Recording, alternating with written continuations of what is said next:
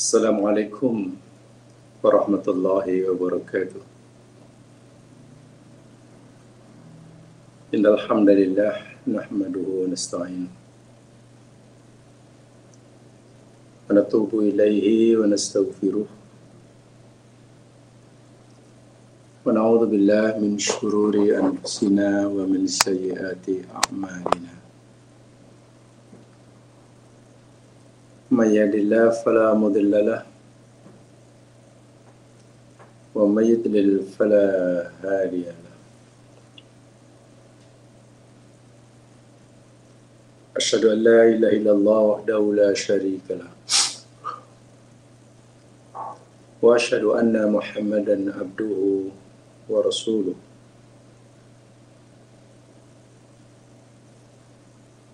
Allahumma salli ala Muhammad wa ala ali Muhammad.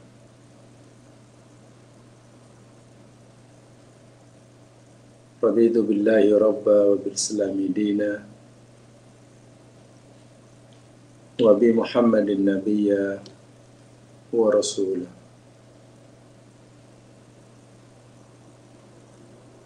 Rabbi shrah li sadri wa yassir li amri wahlul 'uqdatam min lisani yafqahu qawli. Amin ya rabbal alamin.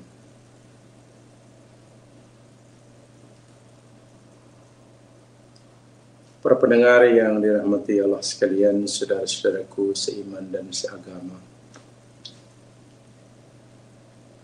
dimanapun Anda berada,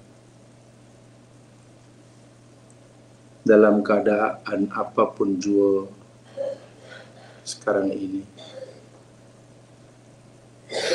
sentiasalah kita memuji Allah. Alhamdulillah, ni'matihi tatimmus shalihat. Alhamdulillah ala kulli hal. Sama ada apa yang Allah tetapkan buat kita, sesuatu yang kita sukai, yang biasa kita sebut nikmat, ataupun apa yang Allah tetapkan buat kita, sesuatu yang kita tidak sukai, yang biasa kita sebut musibah, Allah tetap berhak untuk mendapat puji-pujian daripada hamba-Nya. Hamba-Nya tetap wajib memanjatkan puji-pujian dan syukur kepadanya. Ini karena Allah Subhanahu wa taala Maha bijaksana, Maha suci, Maha adil, dan semua sifat kesempurnaannya tidak akan berkurangan sedikit pun,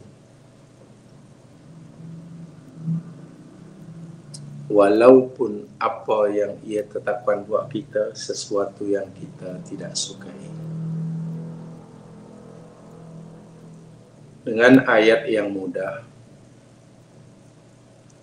jika sekiranya apa yang Allah tetapkan buat kita sesuatu yang kita tak suka, contohnya musibah,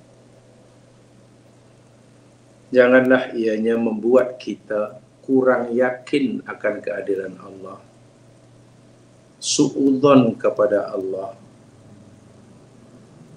merasa tidak lagi perlu memuji Allah. Dan itu kesalahan yang besar buat kita.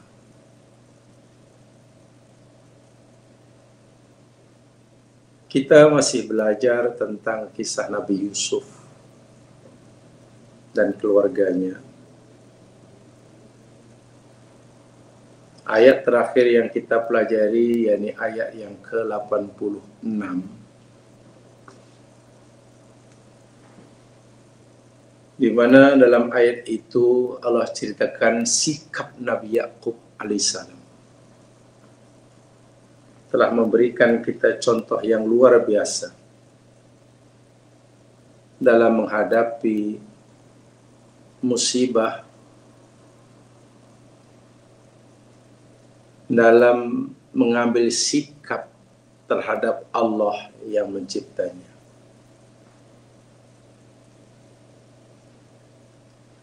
Apa yang dialami oleh Nabi Yakub, Nabiullah dan Rasulnya, itu isyaratun ila anna Allah yaf'alu ma yasha'u bihikmah. Memberi isyarat bahwa Allah Subhanahu wa taala boleh melakukan apa saja yang Dia kehendaki terhadap hamba-Nya,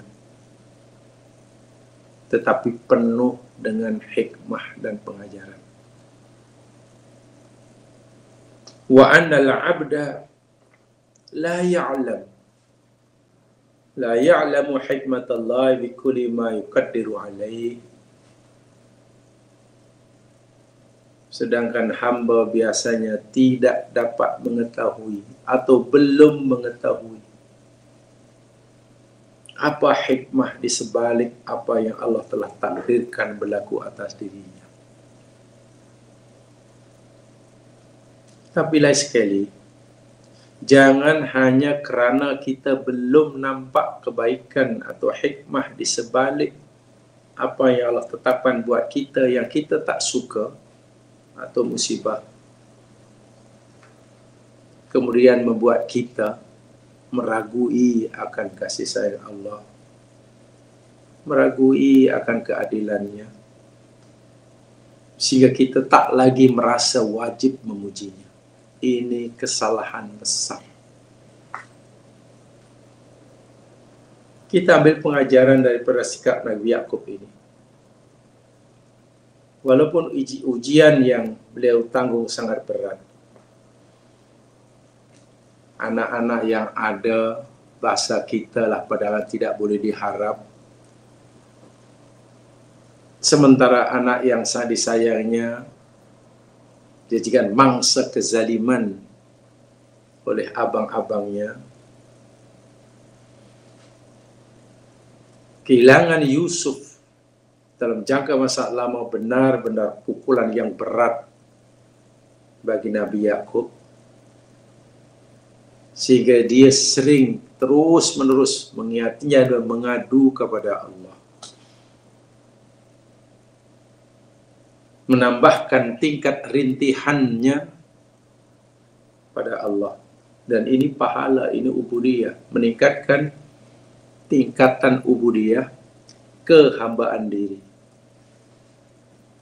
tawakal pada Allah, yuzhiru tawakkulahu at-tam 'ala Allah. Nabi Yakub menzahirkan tawakulnya yang sempurna terhadap Allah fi asyaddi halatil husni wa dhiq, dalam keadaan susah, sempit, dan lain sebagainya. Sungguh pun begitu, baginda Nabi Yakub tetap husnudzon. Nah, ini pengajarannya. Husnudzon. Yuzhiru husna dhonnihi wa thiqatihi. Sentiasa menzahirkan, menampakkan husnudzonnya kepada Allah, keyakinannya kepada Allah, bi anna Allah saksifu anhu ma bihi min hammin wa gham, bahwa suatu saat bila Allah kehendaki, pasti Allah akan menghilangkan segala kesusahan ini. Pasti. Itu husnudzon. Tidak kehilangan harapan. Masya Allah. Seberat apapun ujian yang Allah timpakan, tidak menghilangkan harapan kepada Allah. Roja tetap ada. Lebih lagi Nabi Yakub diberi ilmu oleh Allah tentang hal ini. Jadi hikmahnya, ilmu mana tidak diberitahukan kepada anak-anaknya. Yaqub alaihissalam ya'lamu minallahi ma la ya'lamul akharun. Nabi Yaqub mengetahui sesuatu apa dari Allah yang orang lain tidak tahu, termasuk anak-anaknya. Wa hadza yadullu ala uluwi manzilatihi wa qurbihi minallah. Dan ini menunjukkan betapa tingginya kedudukan Nabi Yaqub di hadapan Allah dan betapa hampir dan dekatnya maqam beliau kepada Allah. Sebab itu ia sabar. Adakah ada rasa pedih? Ada. Adakah rasa sedih? Ada. Tapi perasaan itu tidak diluahkan, tidak dizahirkan melalui ucapan atau tindakan yang melawan syarak. Sebenarnya hanya diadukan terus kepada Allah. Disertai dengan rojak yang tinggi. Bahwa suatu hari pasti Allah akan memberikan jalan keluar. Sebab itu, keyakinan Yakub yang begitu kuat ini, sabar disertai dengan rojak ini, lalu beliau ungkapkan, sampaikan kepada anak-anaknya. Dalam ayat 87. Mari kita kaji sama. Ayat 87. Nabi Yakub berkata kepada anak-anaknya, A'udzu billahi minasyaitonir rajim. Ya bani yadhhabu fatahassasu min Yusuf wa akhihi wa la tayasu min rauhillah innahu la yayasu min rauhillahi illa al-qaumul kafirun. Wahai anak-anakku, pergilah kamu cari berita tentang Yusuf dan saudaranya dan adiknya. Dan jangan kamu, wahai anak-anakku, berputus asa daripada mencari rahmat Allah. Karena sesungguhnya tidak ada orang yang berputus asa daripada rahmat Allah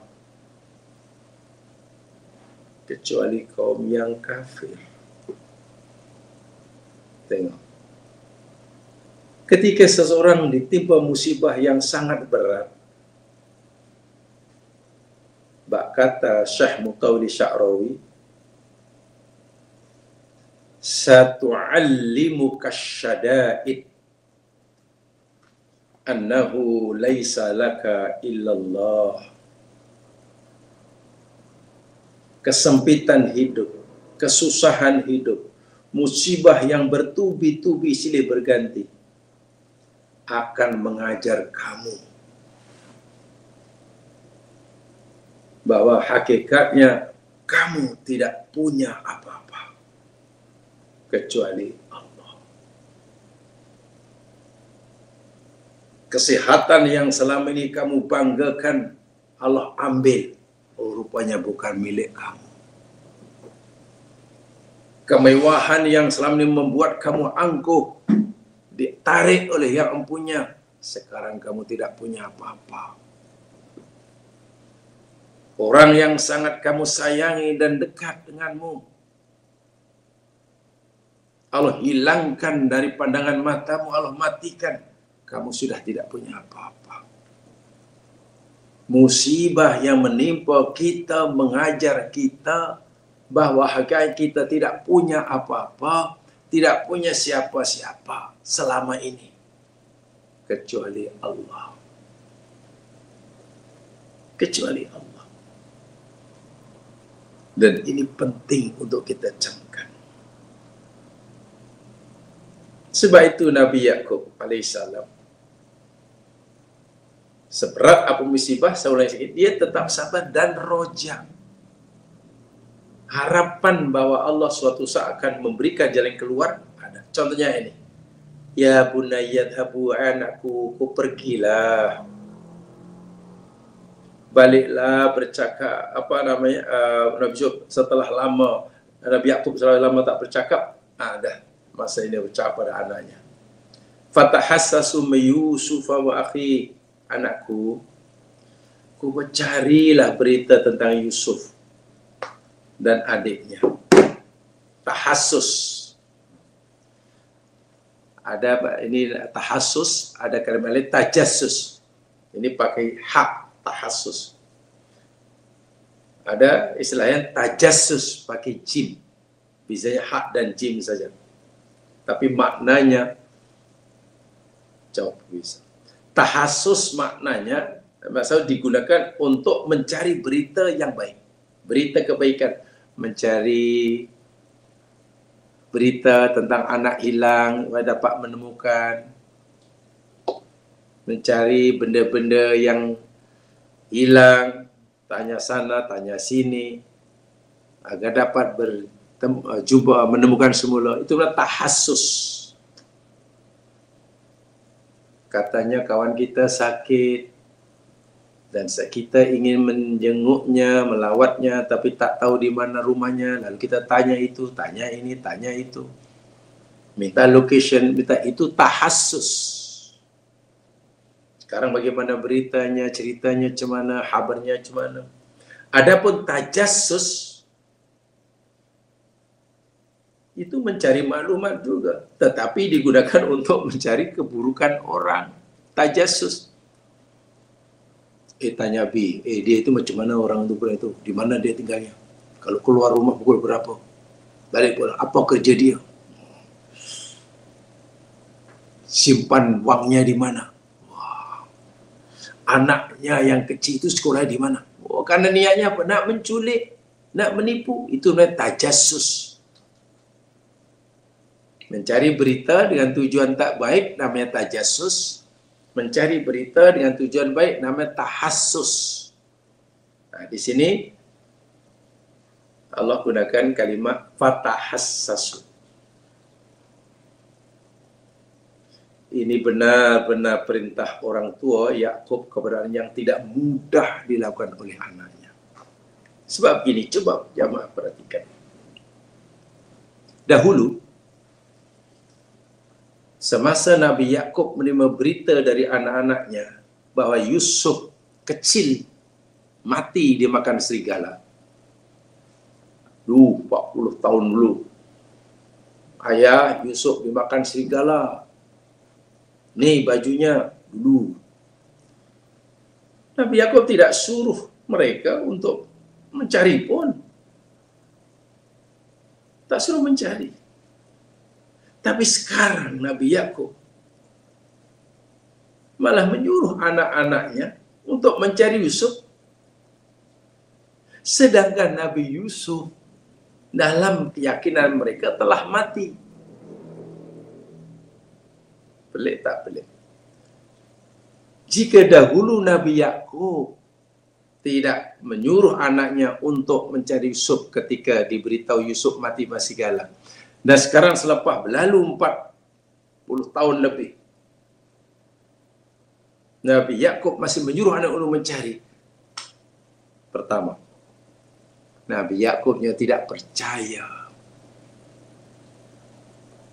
berita yang diberikan oleh anak-anaknya dahulu bahwa Yusuf mati di Masigala. Itu pertama. Yang kedua, sekarang anaknya baru paham, oh ayah rupanya memang tak percaya Nabi Yusuf mati di Masigala. Buktinya walaupun dah 40 tahun berlalu, masih suruh kita mencarinya, mengesannya. Dan ini bukan kerja mudah bagi anak-anaknya karena mereka yakin Yusuf sudah mati 40 tahun yang lalu. Di mana nak mencari? Tapi ayahnya yakin Yusuf hidup. Kalau hidup di mana tempatnya? Jika mati, di mana kuburnya? Pening anaknya. Berat. Bagaimana agaknya reaksi anaknya? Dan lebih dahsyat lagi, Nabi Yakub memberikan amaran yang keras kepada anaknya. Cari Yusuf dan adiknya hingga dapat, dan jangan putus asa. Pastikan kamu terus berusaha mencarinya hingga menemukan kedua-duanya. Karena orang berputus asa itu adalah orang kafir. Wih, berat sungguh. Mungkin dalam pikiran anak-anaknya, ini kerja mustahil, aku disuruh melakukan kerja mustahil dan tidak boleh berhenti. Kalau putus asa namanya kafir. Cemana? Yusuf sudah mati, aku suruh cari. Tapi Nabi Yakub memberi nasihat padanya ini karena waktu itu Nabi Yakub sudah mulai nampak anaknya ada rasa sedih, kecewa, dan cukup ikhlas. Apa yang dilakukan selama ini pergi Mesir minta bantuan dan seterusnya. Subhanallah. Amaran yang keras, innahu la yai'asu min rauhillah illa al-qaumul kafirun. Sesungguhnya tidak ada orang berputus asa dari mencari rahmat Allah melainkan orang kafir. Nabi Yakub memberitahu anak-anaknya bahwa putus harap dari mencari rahmat Allah itu adalah perbuatan orang ingkar. Sudah bilang ingkar. Apalagi kalau putus asa terhadap rahmat secara mutlak, mukhrij minal millah, boleh mengeluarkan seseorang dari agama Islam. Putus asa langsung tidak ada harapan Allah, langsung Allah tidak mungkin tolong, langsung Allah itu ulungan etis, mengeluarkan seseorang daripada agama, jika ia muslim lah. Ini kenapa jamaah sekarang kita tidak boleh putus asa? Karena apa saja kejadian, peristiwa, musibah lah yang Allah tetapkan buat kita itu sebagai ujian daripada Allah untuk makhluknya, bukan sebagai tanda bukti Allah ada atau tidak ada. Pernah dengar ada orang kata, kalaulah Allah ini ada dan Allah ini maha adil dan penyayang, napalah orang Islam dibantai, dibiarkan aja. Kalau betul Allah itu menyayangi umat Islam, kalau betul lah Tuhan itu ada, kenapalah orang zalim bermaharajalela dibiarkan? Orang dizalimi tidak ditolongnya. Sebenarnya Allah ni ada ke tak ada? Kuasa ke tak kuasa? Itu orang etis, berfikir itu orang etis. Karena mereka berkesimpulan, kalau ada orang yang dizalimi, lalu dibela oleh Allah, bukti bahwa Allah ada. Tapi kalau kejahatan, bermaharajalela, macam tidak ada kesudahannya, bukti Allah tidak ada. Itu cara berfikir golongan etis. Orang Islam berfikirnya lain. Apa yang Allah timpakan pada hamba-Nya itu ujian buat makhluknya, bukan sebagai bukti atau tanda Allah itu ada atau tidak ada. Wah, masa itu saya susah betul, tak ada orang tolong. Akhirnya saya selamat. Saya yakin Allah sayang saya yakin Allah ada, saya yakin Allah memperhatikan saya. Tapi kawan kita itu susah, tak tolong, lah hancur, akhirnya mati. Nampaknya Allah tak sayang dia, Allah tak kisah dia, mungkin Allah tak nampak. Subhanallah. Jangan sekali-kali terlintas pikiran seperti itu. Nanti terjejas akidah kita. Baik. Itu tafsir secara umum. Di dalam ayat ini, Nabi Yakub menyuruh anak-anaknya untuk mencari berita, mengesan di mana Yusuf dan Bunyamin ada. Untuk mengetahui di mana keberadaan Bunyamin tidak susah. Jelas ia ditahan di Mesir. Tapi untuk mencari keberadaan Yusuf, itu perkara yang mustahil dalam kepala mereka. Jangankan nak mencari, memastikan keberadaan Yusuf, nak meyakini Yusuf masih hidup itu pun susah bagi mereka. Tapi ayahnya cari tahassasu min Yusuf wa akhihi wala tayasu min rahillah. Jamaah yang dirahmati sekalian, apabila kita perhatikan daripada ayat-ayat sebelumnya, sebetulnya yang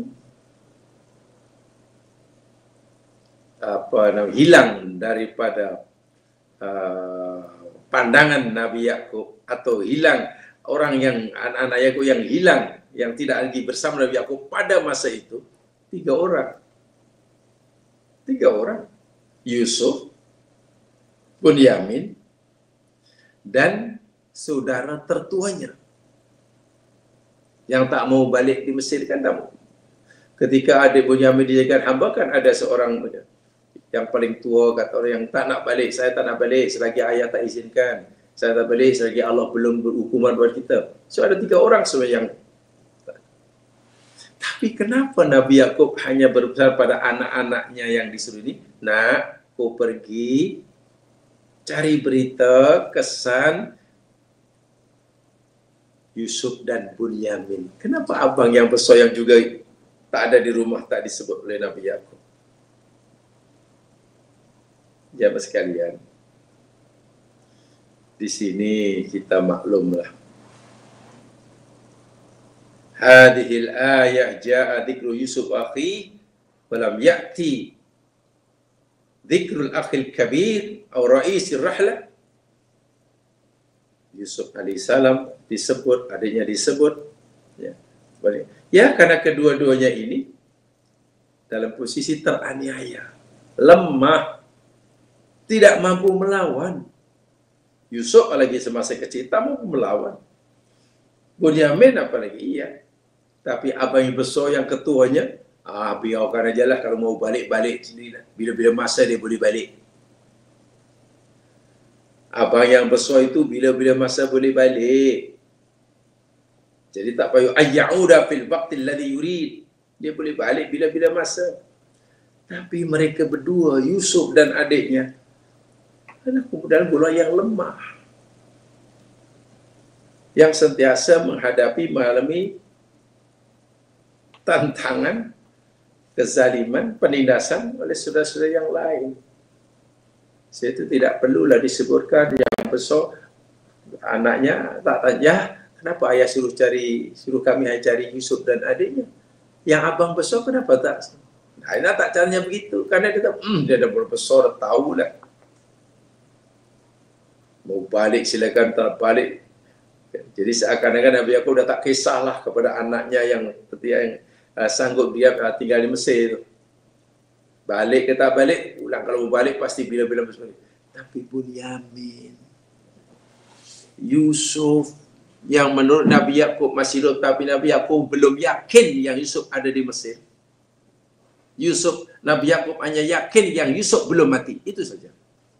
Sementara anaknya yang ditugaskan mencari Yusuf, yakin Yusuf sudah mati, dan yakin Yusuf tidak mungkin berada di Mesir, apalagi menjadi raja. Oh, benar-benar ini skenario yang Allah ciptakan sendiri, dan bagaimana nanti Allah memberikan jalan keluar. Inna ma'al usri yusra. Macam mana Allah membuktikan, membenarkan, menunaikan janjinya sesungguhnya ada bersama kesusahan itu ada kesenangan. Kesusahan datang itu membawa, menggendong kesenangan. Ada yang memahami selepas susah pasti ada senang. Ada. Selepas susah tiba kesenangan. Ada. Kayaknya biasanya tafsirnya begitu. Tapi ada tafsir yang lebih tepat. Ma'al usri, ma'a itu bersama. Hanya ketika kesusahan itu datang, menimpa, sebenarnya ia bersamanya kesenangan. Bukan kesenangan menyusul kemudian, bersamanya. Hanya yang datang pada kita, mula-mula yang nampak kesusahannya lah. Kesusahannya. Jadi kalau kesusahan hilang, barulah kesenangan itu nampak. Hebat tak hebat ayat itu. Ibarat ada rombongan datang, musuh 10 orang memusuhi kita, nak menzalim kita. Sebenarnya ada 3 di kalangan 10 itu menjadi penolong kita. Datang bersama-sama 10 tadi. Tapi kita tak nampak mana yang. Nanti kalau seorang demi seorang musuh yang nak menzalim kita tuh kalah, muncullah. Jadi bukan kesenangan itu datang kemudian. Memang datang bersama kesenangan. Hanya yang muncul lebih dahulu kesusahannya. Dan ini Allah buktikan dalam ayat ini. Hassasu, cari. Ini yang saya katakan tadi rojak tadi. Seberat apapun musibah yang dialami oleh kita, ianya tidak harus kita hilang roja, menjadi putus asa. Putus asa. Karena roja, ar-roja'u yujibul lil abdi as-sa'ya wal ijtihad fi marja'u. Bila orang itu ada roja, harapan, pasti akan menggerakkan dirinya, memotivate dirinya untuk terus berusaha bersungguh-sungguh bagi mendapatkan apa yang ia harapkan. Sementara al-ya'su atau al-iyas yujibu lahu taqul tabatu, akan menjadikan orang menjadi rasa berat lah. Jangankan nak berusaha, nak berdiri pun malas, duduk aja, baring aja lah, mau nasib lah, ini nasib lah, nasib. Ini jamaah kena tahu ya, bisa tolong nanti mungkin yang sedang belajar akidah tanya, ada orang percaya pada qada qadar dan orang percaya pada nasib, itu beza tuh kesannya terhadap diri seorang. Yakin akan qada qadar dengan yakin akan nasib. Adakah nasib itu qada qadar? Tentu bukan. Kalau bukan, apa bezanya? Kalau lalu apa kesannya? Itu tolong ditanyakan dalam nanti buat kajian akidah. Sebab itu perlu. Ramai orang kata nasib, nasib, nasib. Percaya pada qadar membuat orang bersemangat untuk berusaha. Tapi kalau percaya pada nasib membuat orang malas. Al-ya'su. Al-ya'su. Jadi Ibnu Abbas radhiyallahu anhuma pernah berkata, innal mu'mina manallahu ala khair yarjuhu fil bala wa yahmaduhu fil raha. Sesungguhnya orang mukmin ini Allah sentiasalah menganugerahkan kepadanya, memberikan kepadanya kebaikan. Orang mukmin tidak pernah diberikan keburukan oleh Allah. Orang mukmin sentiasa diberikan kebaikan oleh Allah. Yarjuhu fil bala. Ketika orang mukmin ditimpa bala, musibah, ia meningkatkan khusnudzonnya pada Allah, meningkatkan takarrubnya kepada Allah. meningkatkan kesadaran dirinya bahwa dirinya lemah selemah-lemahnya di hadapan Allah yang Maha Kuasa. Menyadarkan dirinya bahwa dia tidak punya apa-apa dan tidak punya siapa-siapa. Dia hanya punya Allah. Dan itu baik. Allah beri kebaikan, peluang kebaikan pada orang mukmin ketika Allah berikan musibah, bala. Demikian juga bila Allah berikan dia kesenangan, orang mukmin akan memujinya, dan itu baik juga. Kata Ibnu Abbas, la yaqli'u man kana lahu abun fa kaifa biman kana lahu rabbun. Seorang anak tidak akan sedih, tidak akan gelisah bila ia mempunyai seorang bapa, Rabbnya abun, bapa. Maka bagaimanalah seseorang yang merasa punya Rabb akan gelisah. Kalau kita seanak kecil punya bapa, itu pun hidupnya tenang. Bagaimanalah seseorang yang yakin punya Allah, pasti lebih tenang. Karena penjagaan pelindungan Allah kepada hambanya jauh lebih besar, lebih sempurna dari pelindungan dan penjagaan ayah kepada anaknya. Sehingga ada satu ungkapan. Ini bukan kata Nabi, bukan kata sahabat, bukan. Ya, kata orang alim yang telah memahami nih musibah atau apa yang Allah berikan. Dia kata ini, ana Abdul Ghani, la akhaful faqr, wa kaifa akhaful faqr wa ana Abdul Ghani. Dalam sungguh maksudnya, ana Abdul Ghani, aku ini hamba kepada Allah yang Maha Kaya. Ya, ini terjemahan bebas Ghani kaya. Aku adalah hamba kepada Allah yang Maha Kaya. Sebab itu la akhaful faqra. Aku tak takut fakir. Aku tak takut miskin. Wa kaifa akhaful faqra?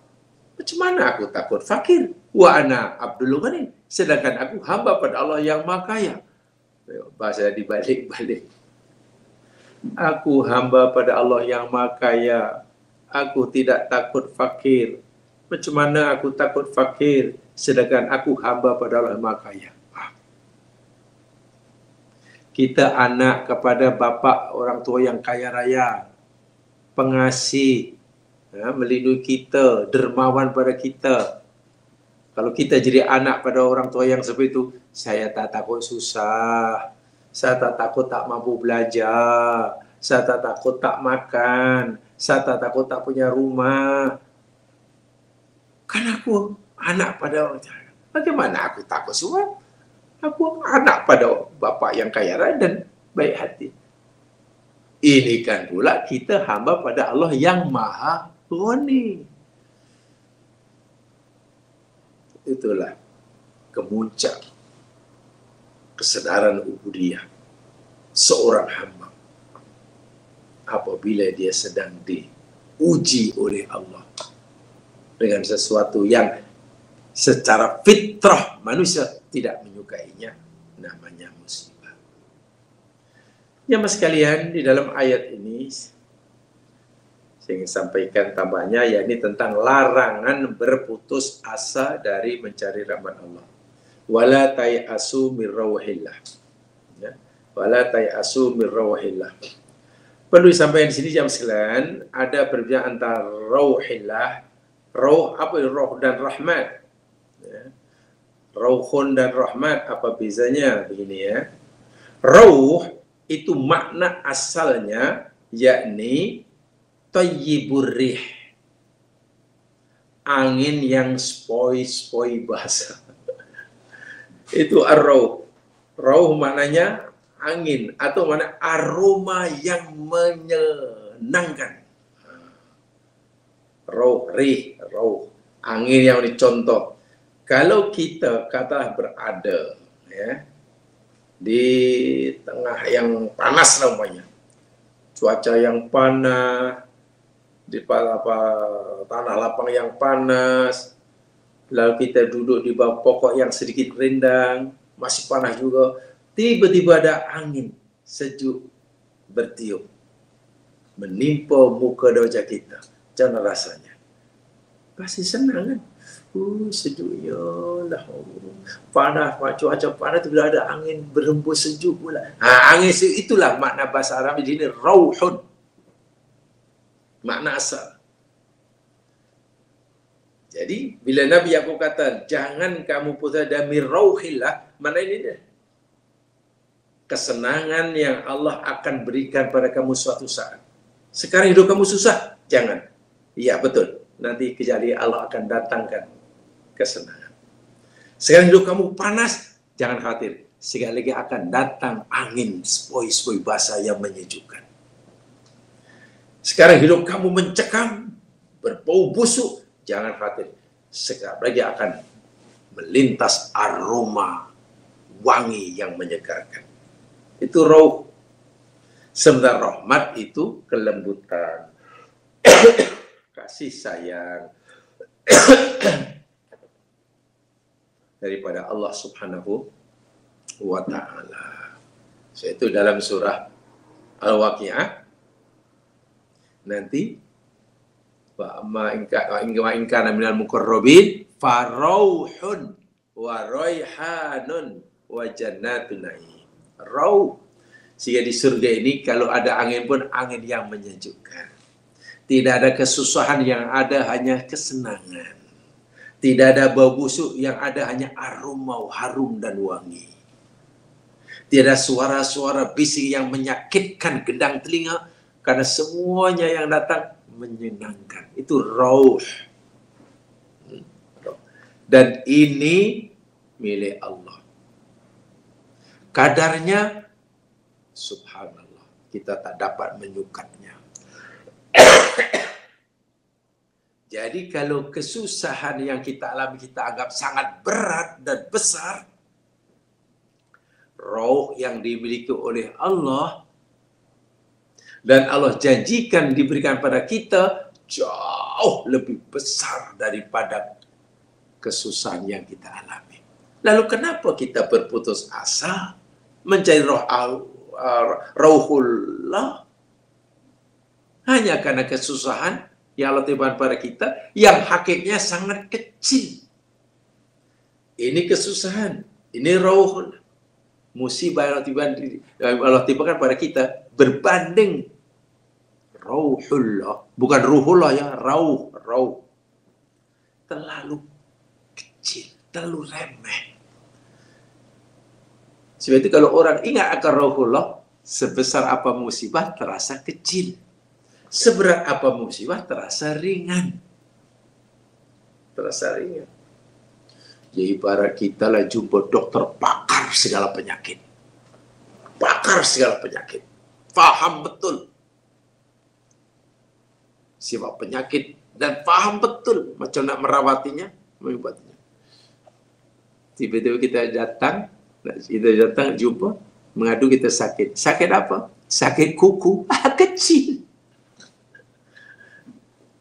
Kita anggap sakit kuku sangat berat.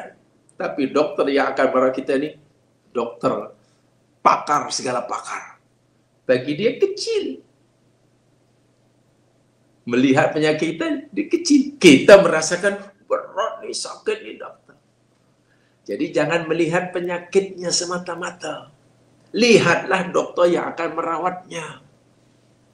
Jangan melihat beratnya musibah yang menimpa kita. Jangan terlalu. Lihatlah besar dan agungnya rauhullah terhadap kita. Nantikan beratnya musibah terasa ringan. Besarnya terasa kecil. Itu maksudnya. Itu pengajaran yang luar biasa. Sebab kalau tidak, jangankan ujian itu berat. Musibah yang kecil pun membuat orang terduduk. Hilang harapan pada Allah. Dan orang yang hilang harapan pada Allah, hilang harapan pada Allah. Inqita'ul amal warroja, secara al-mutlak itu boleh membatalkan syahadah. Saya ulangi. Inqita'ul amal warroja ilallah, dan itu al-yaksu, secara mutlak sudah tidak ada lagi keyakinan sedikit pun kepada kasih sayang Allah, pada peluang yang Allah berikan. Dosa besar, lalu karena memandang dosa terlalu besar, dia yakin Allah tak akan ampunkan walaupun dia bertaubat. Itu dosa besar, ganda-ganda tuh. Itu yang putus asa, dilarang keras oleh Allah Subhanahu wa Ta'ala. Jangankan orang yang putus asa mencari rahmat Allah, orang yang yakin bahwa Allah tidak akan mampu mengubah nasibnya walaupun ia berusaha dan memintanya. Dia yakin Allah tidak akan ampunkan dosanya karena berat dan besarnya, walaupun ia berusaha bertaubat bersungguh-sungguh. Itu dosa besar, bahkan mengeluarkan dia dari agama Islam kalau dia Muslim. Menutup peluang atau membuat orang lain putus asa dari rahmat Allah, itu pun dosa besar. Orang lain masih ada harapan, ingin punya harapan pada Allah. Kalau ia berdosa, masih berharap suatu saat Allah akan ampunkan jika ia bertaubat. Tiba-tiba kita kata, jangan harap Allah akan ampunkan dosa kamu. Kalau kamu sujud 24 jam sehari semalam, 7 hari dalam seminggu, 30 hari dalam sebulan, Allah tak akan ampunkan dosa kamu. Aku jamin. Aku sumpah dengan nama Allah, Allah Ta'ala. Tahukah? Perbuatan kita menutup pintu harapan orang yang berharap pada Allah itu termasuk dosa besar, yang ia akan menyebabkan amal kita ditolak dan dihapuskan oleh Allah. Dalam hadis Muslim, ini hadisnya sahih, hadis Muslim, daripada Jundab bin Abdullah, anna rajulan qala, ada seorang lelaki berkata, wallahi la yaghfirullahu li fulan, demi Allah, Allah tidak akan ampunkan dosa orang itu. Karena mungkin dia yakin orang itu dosanya sangat banyak, menurut dia sangat besar. Jadi karena besarnya dosa beruang kepada dia, Allah tak mungkin ampunkan. Lalu begitu, demi Allah, Allah tak akan ampunkan dosa kamu. Bayangkan kalau yang cakap ni orang yang dianggap orang beragama, orang yang faham agama. Yalah, bahasa mudah katalah yang bercakap itu orang yang dianggap ustaz oleh orang lain, tok guru oleh orang lain. Lalu itu yang diberitahu itu orang awam. Iya kau tok guru. Iya, aku ni tok guru. Tengok pakaian aku setiap hari. Aku lama mengaji. Aku yakin Allah tak akan ampun dosa kamu karena kamu dosa sangat berat. Dan yang diberitahu itu orang awam. Lalu percaya, tu macam mana ni aku ni. Dia percaya pada apa kata guru daripada percaya apa kata Allah. Daripada percaya kepada kata Nabi. Sedangkan Nabi berkata, sesungguhnya Allah akan saya mengampunkan dosa malam yugharghir. Innallaha yaghfiru dzunubal abdi malam yugharghir. Allah sentiasa ampunkan, mau memberi pengampunan dosa selagi ya belum yugharghir. Lalu orang tu kalau begitulah, daripada aku minta ampun banyak-banyak tapi tak ampunkan. Sebab tu guru kata Allah tak akan ampunkan. Pintu taubatku telah tertutup. Siapa yang kata begitu? Wa innallaha qala. Saat itu Allah merespon ucapan itu orang tadi.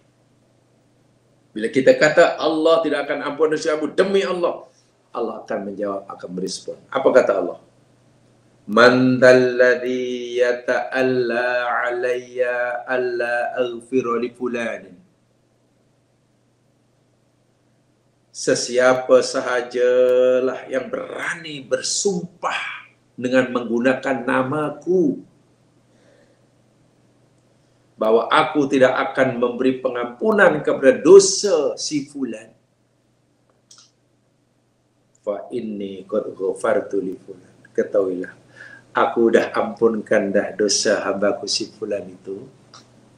Wahbattu amalak, dan aku padamkan, hapuskan semua amalan kamu. Waliyadzubillah. Amalan orang yang memberi fatwa macam itu hapus pahalanya, sementara orang yang dikatakan tak akan diampun dosanya, Allah ampun dosa. Menutup peluang ucapan kita, nasihat kita, fatwa kita, pendapat kita membuat orang lain putus asa daripada berharap pada Allah. Itu dosa besar. Hati-hati. Kita memang disuruh amar ma'ruf nahi munkar. Kita disuruh memberi nasihat, tapi pastikan nasihat yang kita berikan, amar ma'ruf yang kita sampaikan, jangan memberi kesan kepada orang awam khasnya, sehingga mereka hilang harapan pada Allah. Makin malas untuk jumpa Allah, karena merasa dia tak layak diampunkan. Nabi bersabda apa? Basyiru wala tunaffiru. Berilah kabar gembira. Dakwah itu adalah yang menyenangkan, menggembirakan, memberi harapan. Bukan membuat orang lari dan ketakutan. Mengingatkan mereka tentang azab neraka, memang bagus. Memberitahu pada mereka tentang nikmat surga, surga melambai-lambai, marilah mari, itu juga bagus. Tapi bagi orang yang banyak dosa, hendaklah tabsyir kita dahulukan. Peluang untuk dapat pengampunan adalah diberikan seluas-luasnya. Jangan peluang yang Allah berikan untuk dapat pengampunan kita tutup, kita hantam neraka kamu dosa banyak di neraka, kekal. Allahu Akbar. Ya orang stres, baliklah. Islam menakutkan sungguh. Ada keinginan untuk bertaubat, tapi kita pula yang coba menutup pintu taubatnya. Dosa sangat besar. Dan ini pernah, dan juga dijalankan dalam hadis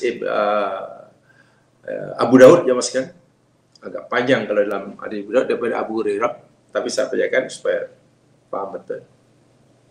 Ya, ini bahaya putus asa, kan gitu. Allah berfirman melalui ucapan Nabi Yakub, jangan putus asa nak dari aman Allah. Putus asa itu sifat orang kafir. Menutup peluang orang lain atau membuat orang putus asa, itu pun dosa besar. Begini dalam hadis Abu Hurairah. Kana rajulani min bani Israel mutawakhiyain.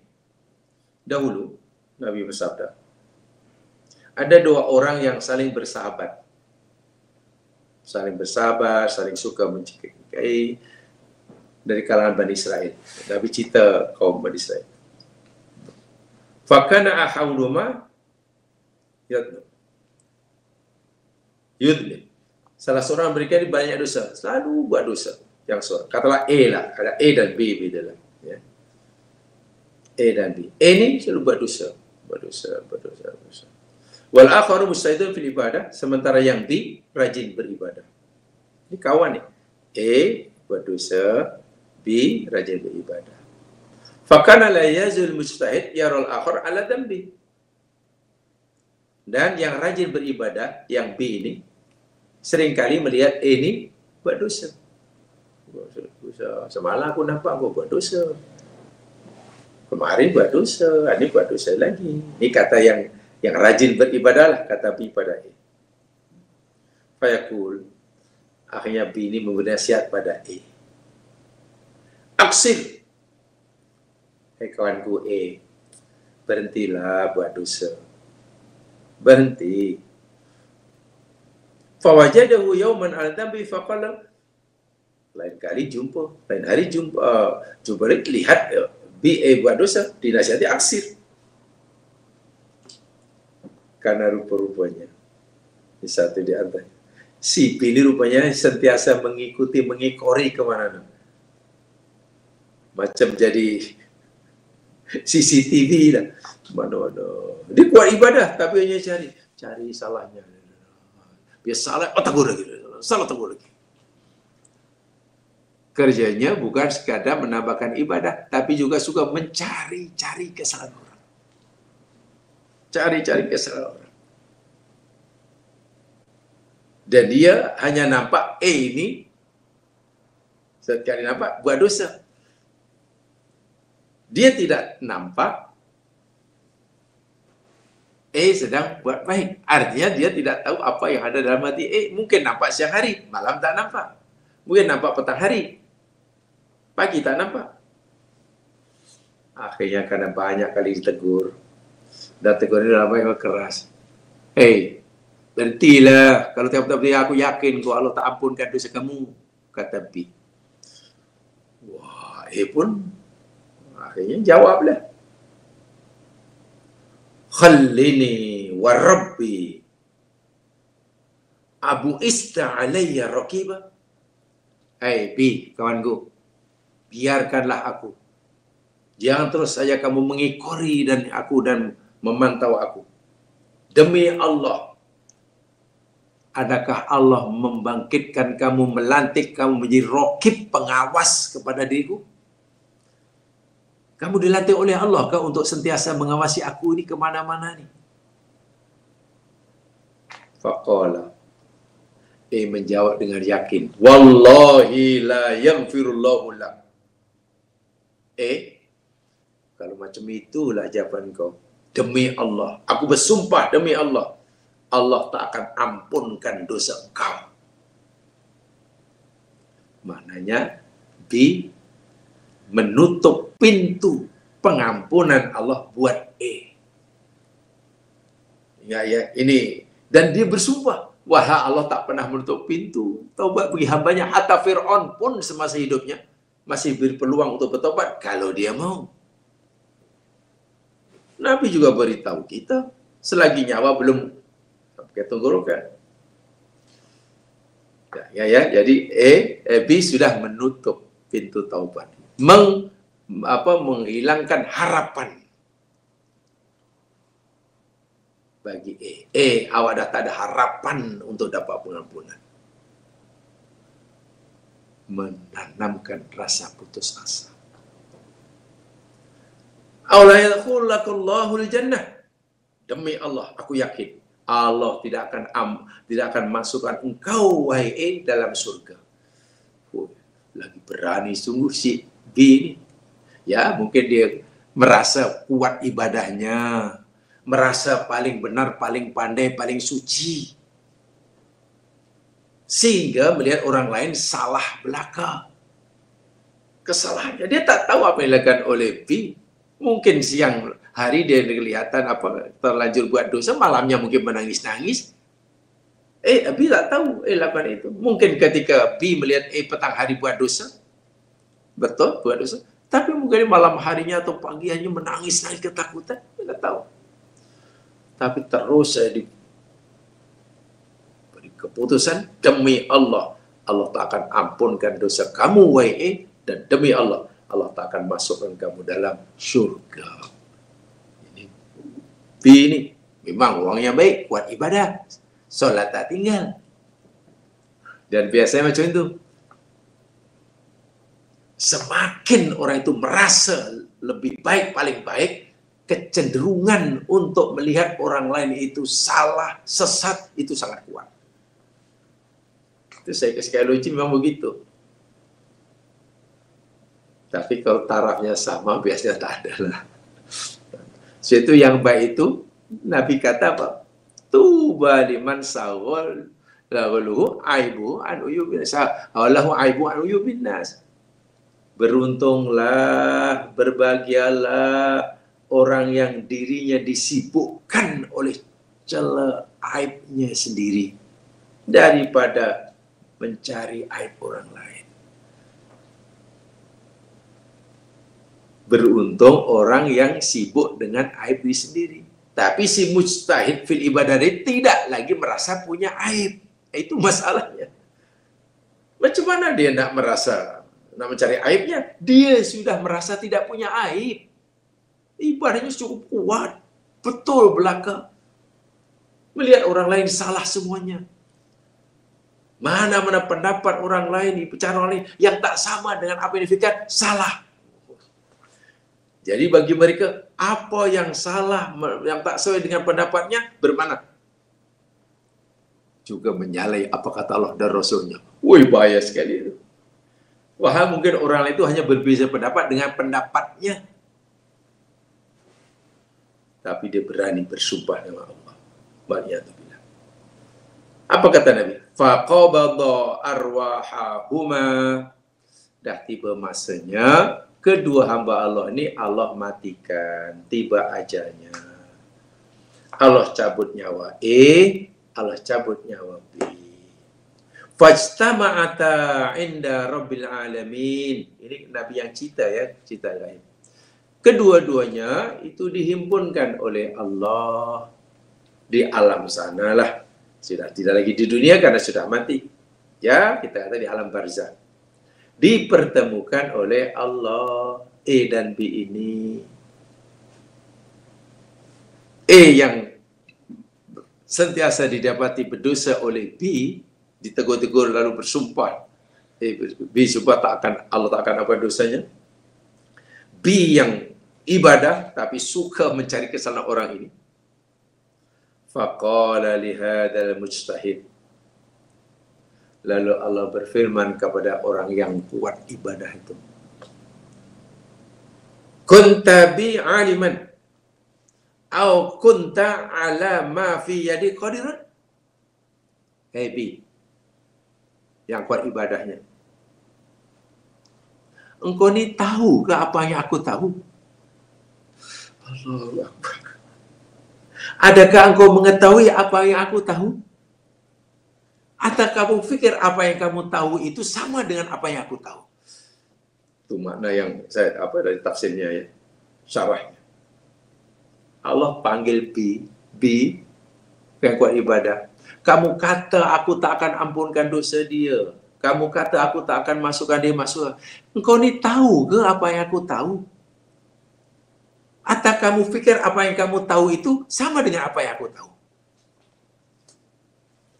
Atau mungkin bahasa kasarnya, bila aku bagi pemit kepada kamu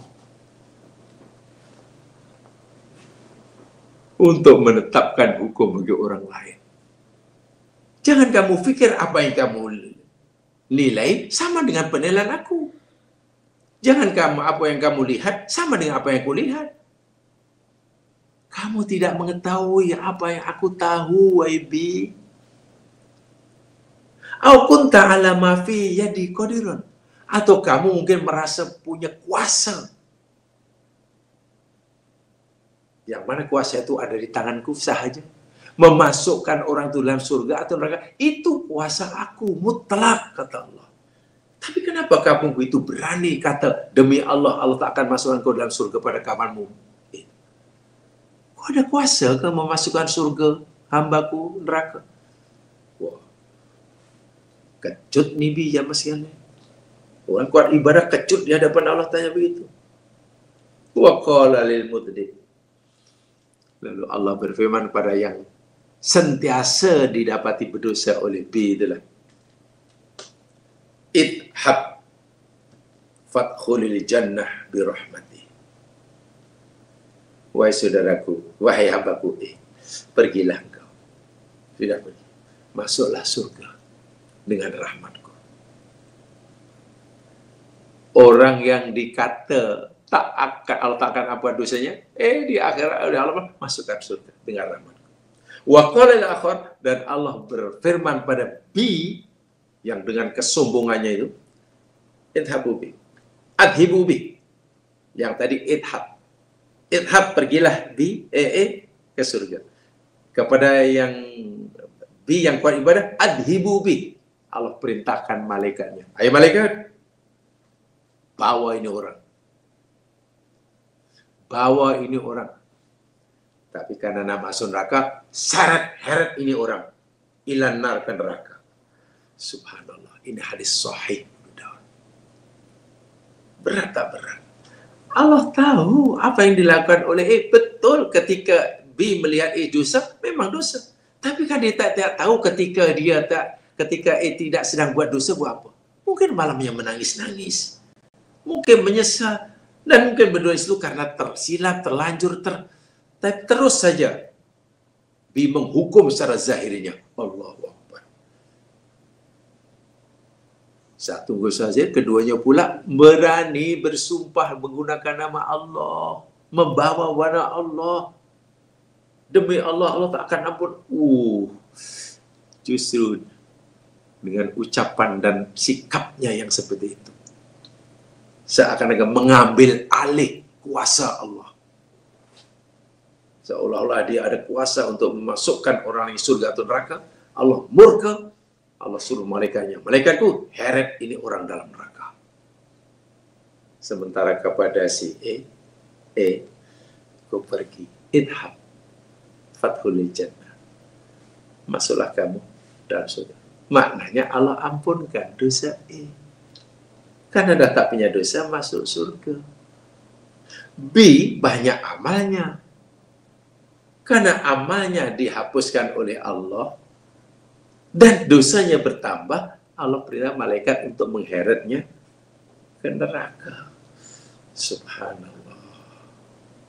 Inilah yang perlu kita fahami benar-benar. Patutlah nasihat Nabi Yakub pada putra-putranya. Jangan putus asa. Allah itu nampaknya sederhana, tapi kalau kita kaji lebih dalam, Masya Allah. Al-ya'su min rahmatillah. Itu dikaji oleh ulama-ulama ihsan. Luar biasa kupasannya. Sebagainya yang baru saya sampaikan ini. Sebagiannya. Lebih banyak lagi, ya dipersilakan jamaah untuk gajinya sendiri.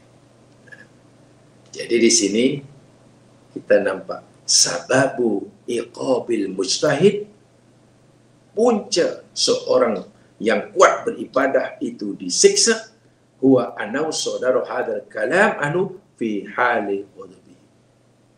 Karena ucapan yang sangat bahaya keluar dari mulut karena marahnya kepada tidak rasa tak sukanya kepada sahabatnya ini. Walau kana lillah lasumihabi. Kalaulah itu menyampaikannya semata karena Allah, insya Allah ya Allah masih, ya ampunkan dia lah. Aku ini betul-betul sayang ibadah. Menurut aku salah, menurut aku ini bersalah. Jadi apa kata lah, aku tak sampai hati. Kalau kau terus menerus buat maksiat, tolonglah berhenti. Kalau kamu perlu bantuanku, nasihat aku bersedia, aku boleh yang lain. Kalau macam itu, boleh dapat pahala. Ini menasihati orang penuh dengan marah. Berhenti, kalau tidak neraka. Jangan. Ini ulas syarah hadisnya ya. Menasihati orang itu disuruh. Amar ma'ruf itu disuruh. Nahi munkar itu disuruh. Tapi kalau kita amar ma'ruf karena kebencian pada orang yang kita jadikan objek dakwah, itu dilarang, kita berdosa. Sampaikan dengan karena Allah pernah kesayang, bukan karena tak suka. Bukan karena tak suka. Memang kita wajib membenci maksiat yang dilakukannya. Tapi pelakunya adalah kita peluk, kita rangkul ibaratnya. Nabi Musa itu kalimullah, kekasih Allah, Rasulullah. Fir'aun itu musuh Allah, musuh Musa, makhluk terjahat di planet bumi. Itu pun ketika Allah suruh Musa berdakwah pada Fir'aun, Musa idhaba ila fir'auna innahu tagha. Musa dan Harun, ku pergilah jumpa Fir'aun, sampaikan risalahku ini. Fir'aun ini manusia yang paling tolol. Dia jahat, ya. Musuh aku dan musuhmu betul. Tapi Musa, pesan aku kata, faqula lahu qawlan layyina. Masya Allah. Dan katakan oleh kamu berdua, wahai Musa, pada Fir'aun, walaupun dia itu musuh aku, musuh engkau, mengaku Tuhan, qawlan layyina. Coba fahami ayat itu. Ucapan yang lembut. Nah, ini fikih dakwah kena dipahami ya. Semua orang Islam adalah pendakwah. Ya, wajib amar ma'ruf munkar. Betul. Tapi tolong kuasai fikih dakwah berdasarkan Al-Quran dan hadis Nabi. Kalau Musa yang pasti benar, kekasih Allah, itu pun masih disuruh bercakap lemah lembut dengan kalimat yang masih menghargai, menghormati Fir'aun yang terang-terang musuh Allah. Lalu siapa kita? Kita dakwah dengan maki-maki orang, salahkan orang, menerakakan orang. Kita bukanlah Fir'aun. Kita bukanlah Musa. Orang yang jadi objek dakwah kita bukanlah Fir'aun. Orang yang lebih baik pada kita pun, yang Allah suruh kepada orang lebih jahat daripada orang yang kita tegur, itu pun masih disuruh bercakap sopan santun. Hati-hati. Sebab berdasarkan hadis ini dalam penjelasannya, walau kana lillahi la sumiha bih. Kalaulah bi yang menegur buat salah tadi penuh dengan kasih sayang, penuh karena lillahi ta'ala, benar-benar ingin ini berubah, bukan karena melampiaskan kebencian dan kemarahannya, ya Allah akan ampunkan. Dia dapat pahala. Tapi nampaknya bi tadi menegur rasanya sudah tak ada benci. Benci aku sama kamu. Dengki kan. Allahu Akbar. Tolong pada saudara-saudaraku seiman dan seagama. Fikih dakwah berdasarkan Quran. Ya kalau tak banyak baca Al-Quran dan dakwah, bacalah cukuplah firman Allah pada Nabi Musa. Musa, idhaba ila Fir'aun faqula lahu qawlan layyina. Katakan pada Fir'aun qawlan layyina. Walaupun dia itu sultan Musa, dia itu raja, ada pengikutnya. Sebab itu kalimat kosakata yang kamu pilih adalah kosakata yang masih memuliakan dia, menghargai dia. Menghargai bukan maknanya merestui perbuatannya. Fir'aun pun walau jahat masih Allah disuruh Musa untuk menghormatinya. Walaupun menolak mentah-mentah akidahnya, iya. Adapun nanti Fir'aun itu percaya tidak, itu cerita lain, Bayangkan, kalau Fir'aun, Nabi Musa berdakwah pada Fir'aun dengan lemah lembut, itu pun Fir'aun menolak. Bagaimana kalau Musa dakwah pada Fir'aun dengan memaki-maki? Inilah. Dan itu Masya Allah diamalkan oleh Nabi dalam sepanjang dakwahnya. Yama boleh baca sirah Nabi. Orang yang menyakiti Nabi pun ketika malaikat datang bersedia menawarkan jasa baiknya, menghempap, membunuh, memberikan di pap dengan bukit, Nabi berkata jangan. Inilah arju yakhruju min sulbihi. Maka yu'minu billahi wal yawmil billah malaiku bisaya. Jangan mereka, jangan hapuskan mereka. Aku berharap suatu hari akan keluar daripada tulang rusuknya keturunan yang beriman pada Allah dan tidak syirik. Sebab kalau mereka engkau binasakan, pupus, biar mereka. Kalau mereka tak beriman pun tak apa, biar sampai mati itu urusan dia, pilihan dia. Tapi siapa tahu nanti anaknya ada yang beriman, cucunya. Tengok. Itulah Rasulullah dalam berdakwah. Penuh dengan sopan santun, penuh dengan lemah lembut, penuh dengan kasih sayang. Lillahi ta'ala. Saya kata pendakwah-pendakwah dahulu, nahnu du'at lal Qudot. Kita ini semuanya pendakwah, penyeru, pengajak. Namanya mengajak, ini menarik. Lal qudot bukan penghukum. Kita pendakwah bukan penghukum. Pendakwah ya menyeru, marilah kita ginilah, yang ini. Sudah dengan penuh kasih sayang. Ya sudah. Kalau belum baik, katalah. Contoh. Ini contoh ya, ini segera contoh.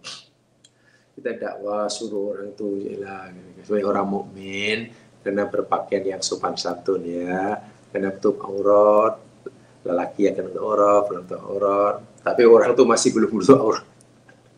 Si perempuannya mungkin masih basic, lelaki pakai cemana. Ya memanglah, ini siapa santun. Walaupun dia masih pakai skirt perempuan muslimah, tapi dia masih rajin ke masjid sholat. Nah, masih ada baiknya, gitulah maksudnya. Jangan sekali orang itu belum menutup aurat, seakan dah jahanam semuanya. Jangan. Tak layak untuk gabung dengan kita, jangan. Dia puasa, Ramadan masih puasa, sholat tak tinggal, sholat dia menutup auratnya. Ya. Jangan, apa ni awal. Tak berguna solat kalau tak menutup aurat. Di luar menutup aurat tayang sana sini. Lebih baik tak payah solat. Itu dakwah apalah macam itu. Jangan sekali ada suara seperti itu. Lebih baik tak payah solat kalau menutup aurat pun tak nak. Allahu Akbar. Menutup aurat dosa, solatnya dapat pahala. Barangkali dia bekerja rajin. Iya bekerja rajin. Mencari yang halal. Tapi tengok dedah sana sini. Kita tak tahu. Bekerja mencari halal itu, dia nak menyarat ke depan orang tuanya yang sudah uzur. Dan itu jihad yang besar. Lihatlah, ada sisi baiknya. Walaupun ada sisi buruknya. Gitu. Jangan hanya kita nampak kesalahannya, lalu kita hukum salah semuanya. Jangan berpikiran hitam putih dalam dakwah itu. Begitu. Dengan itu insya Allah, jangan sampai kita minta maaf terkena amaran Nabi dalam hadis Muslim atau itu tadi. Amal banyak akhirnya masuk neraka. Karena punya sikap yang tak betul ketika berdakwah. Bahkan sanggup menukarkan nama Allah. Demi Allah, itu berat sekali. Dan sekarang fenomena itu macam sudah mulai, ya Allah, macam cendawan tumbuh katanya. Sampai sini bahaya, sangat bahaya. Dinanamkan kebencian apalagi sama Muslim. Allahu Akbar. Jangan terikut-ikut. Kita akan bertanggung jawab nafsi di hadapan Allah Subhanahu wa ta'ala. Jadi sebenarnya seberat apa musibah, tetap sabar, tetap roja. Karena kita yakin inna ma'al usri yusra. Bersama kesusahan itu datang bersama kesenangan. Jadi kesenangan menyertai kesusahan, bukan selepas. Hanya ketika kesusahan datang, kesenangan itu masih tertutup. Nanti bila kesusahan ada, nampak. Jadi kesenangan datang di sebalik wajah kesusahan. Yakin akan Allah, pada Allah Subhanahu wa ta'ala. Yattaqillaha yaj'al lahu makhraja. Kan itu janji Allah. Siapa yang bertakwa kepada Allah, pasti Allah akan berikan jalan keluar. Tidak boleh kita tidak yakin pada itu. Ya, kita sudah kehilangan keyakinan secara mutlak, mukhrij. Ianya menjadi al-mukhrij min millah, mengeluarkan kita daripada agama, dan itu dosa yang sangat-sangat berat. Ya sekalian, itu saja yang bisa saya sampaikan, pengajaran daripada ayat 87, nasihat Nabi Yakub, pesan Yakub pada putra-putranya. Jadi, walaupun tugas itu dianggap mustahil oleh anaknya, tapi karena yang menyuruhnya yakin masih ada harapan, ya kena buat. Apalagi anaknya sudah mulai yakin, rupanya bapak tak percaya yang Yusuf itu mati. Ya betul, buktinya sekarang ayah masih suruh kita mencarinya. Itu bukti bahwa ayah tak percaya. Ya sudah. Sementara mereka sudah yakin Yusuf mati. Nah, itu salah mereka. Jadi Nabi Yakub suruh cari Yusuf yang masih hidup, sementara mereka merasa disuruh oleh ayah mencari orang yang sudah mati. Tapi tak apa, yang pasti kita cari Bunyamin dahulu. Nah, itu cara Allah nak menentukan jalannya. Bunyamin sudah jelas di Mesir, kita jumpa Bunyamin. Masih itulah Allah tunjukkan rupanya Yusuf ada di situ. Yang selama ini sudah 2 kali ia berjumpa. Itu cara Allah yaj'allahu makhraja. Artinya kalau dia tak yakin dengan apa yang kita pikirkan, yakinlah pendapat orang lain yang lebih beriman daripada kita. Anaknya tak yakin, Yusuf masih hidup. Tapi dia kena yakin, kata ayahnya yang lebih tahu daripada dia. Bagus itu. Karena di sini dia tak yakin. Apalah, ayah lebih paham, lebih tahu. Yakin aja pada apa ayah yakin. Akhirnya kita bertemu nanti dalam ayat selepasnya. Wallahu a'lam. Subhanakallahumma wa bihamdika asyhadu an la ilaha illa anta astaghfiruka wa atubu ilaik. A'udzu syaitanir rajim. Assalamu khus illa lil amali wassalihat. Tawassaw bil haqq wa tawassaw bis sabr. Assalamualaikum warahmatullahi wabarakatuh.